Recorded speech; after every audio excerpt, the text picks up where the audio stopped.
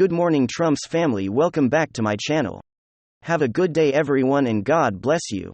Alright, without further ado, let's get into the news this Friday morning. The bombshell revelation of classified documents stored in Joe Biden's Wilmington garage is shedding new light on how Biden was able to afford his lavish and luxurious lifestyle since leaving the vice presidency. The New York Post is reporting that shortly after his divorce in 2017, Hunter began listing Joe's Wilmington home as his primary address, even falsely claiming that he owned a home when he filled out a background check for rental application back in 2018. Fox News has confirmed as well that emails from Hunter's laptop show that he listed the home as his billing address for his personal credit card and Apple account in 2018-2019.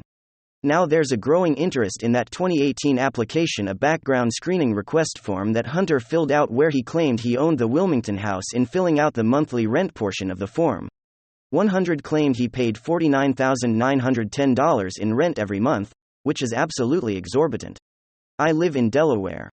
I can tell you there is no monthly rental bill that even comes close to that. There was a Zillow search, apparently, that found that the highest rental property in Wilmington was like $5,000 a month. So the obvious question that's being raised by more and more people is this a money laundering outfit?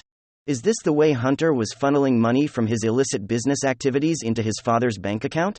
Now it gets more suspicious when we learned that Joe apparently did not report that income that near $50,000 a month from Hunter on his tax returns. On just 2017 tax returns, he only claimed $19,800 in rental income.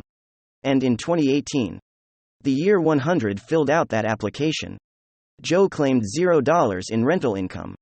Now all of this, of course, is bringing back to the for what we originally discovered on Hunter Biden's infamous laptop, which provided 2 lines of evidence that connected Sleepy Joe with Hunter's illicit business activities. The first line of evidence was, of course, the emails found on Hunter's laptop, most especially the infamous Big Guy email.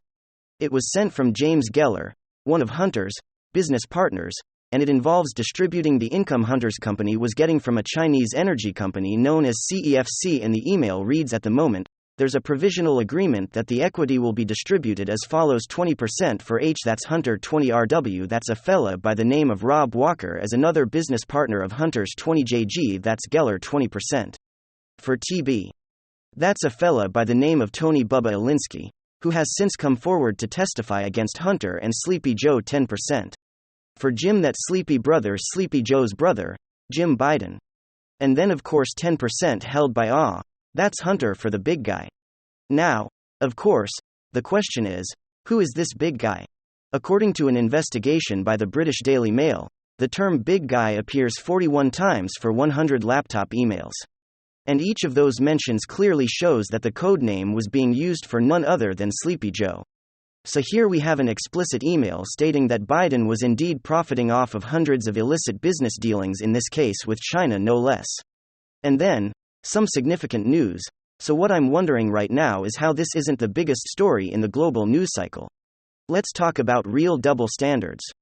When the whole Jacob Blake thing happened, an individual breaking a restraining order on the way to assaulting his baby mama wielding a knife when he was met with force by police officers.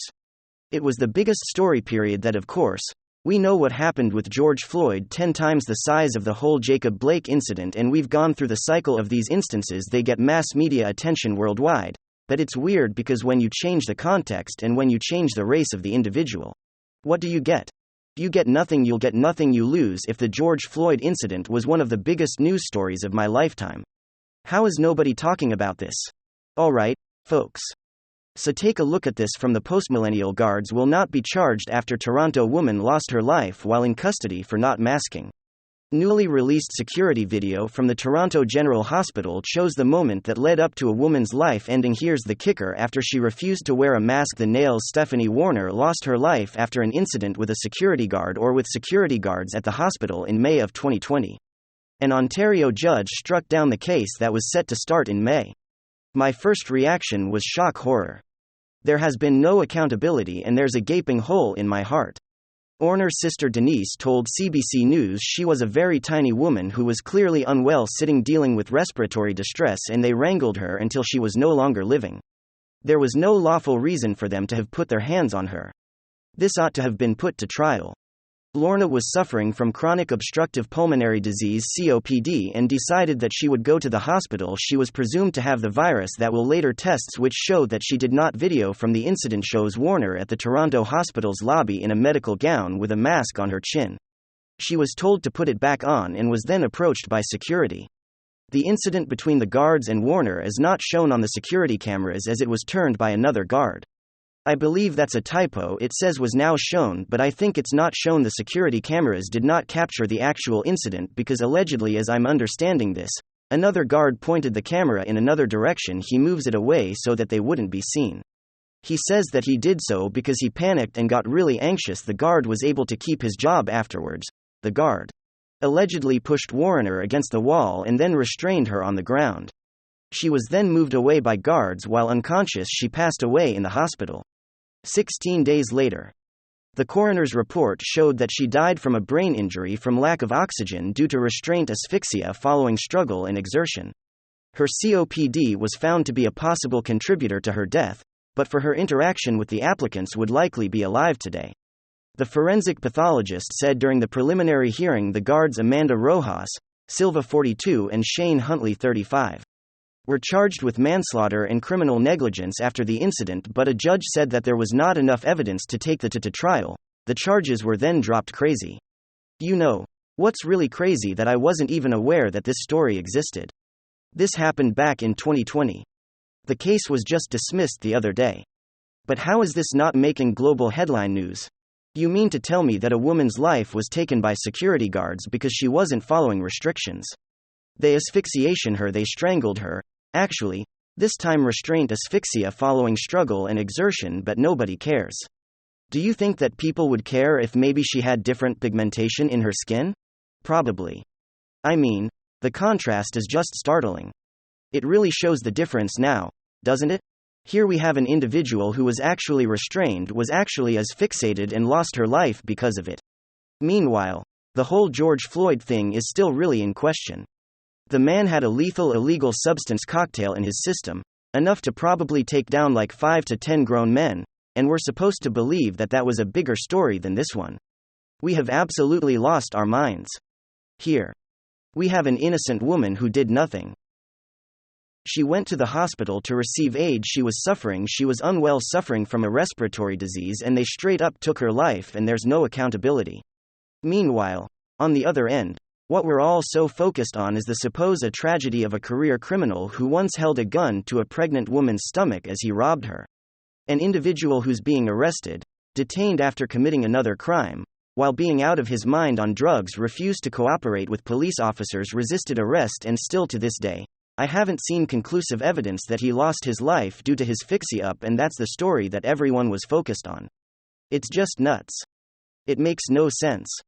None of it makes any sense how the social justice warrior activist types have taken control of the narrative, how they draw national and global attention to stories that frankly don't deserve it so they can craft their narrative of these evil roaming bands of police officers that are specifically targeting one race and one group. It's completely bogus.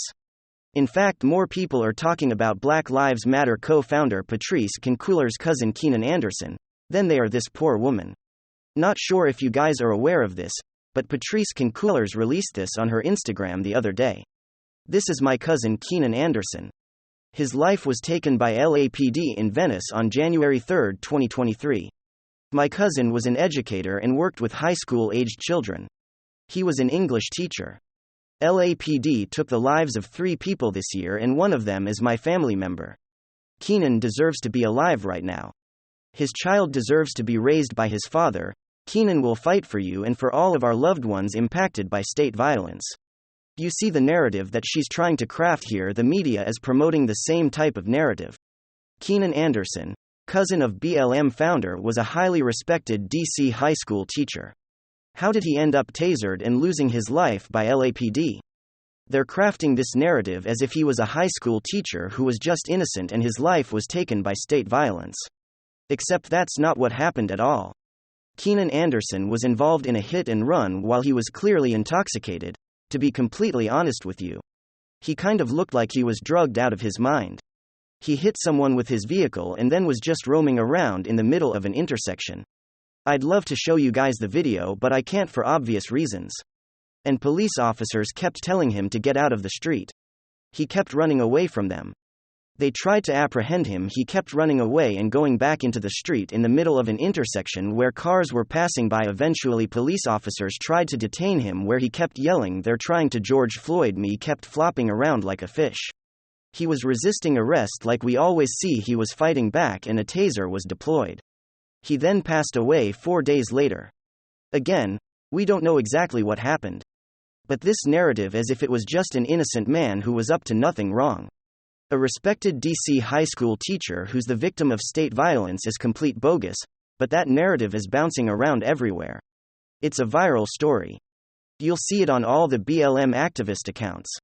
Meanwhile, this woman in Toronto, you hear nothing, nobody cares. You know, the same kind of thing with Ashley Babbitt. People focus so hard on going after Kyle Rittenhouse, for instance, an innocent kid who was assaulted, shot at, and chased by a gang of violent arsonists and pedos. He defended himself. He became public enemy number one. They claimed once again that the criminals, the perpetrators, the assaulters, the shooter, those are the real victims, and Kyle Rittenhouse is a domestic terrorist. They also claim that Ashley Babbitt, a person who was guilty of crawling through a window and was brutally taken down by a Capitol police officer. They claim that that's of course no big deal. In fact, they celebrate what happened to Ashley Babbitt on Twitter. It's a moral lens that is so skewed, a moral lens that is broken, and we as a society are becoming blind. We've lost any semblance of basic common sense. There's no perspective. Narrative and activism has become more important than basic moral values. And that's why what the left does is not authentic, it's fake. It's choreographed, it's coerced and forced. And that's why I will never take it seriously. If you want to have a conversation about police brutality, well then at least be honest about the facts.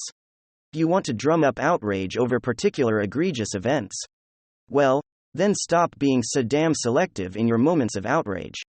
You only seem to care when it fits the narrative, and even to the extent where you will literally promote false stories and false claims, twisted perspective in order to fit that narrative. I'm done with it.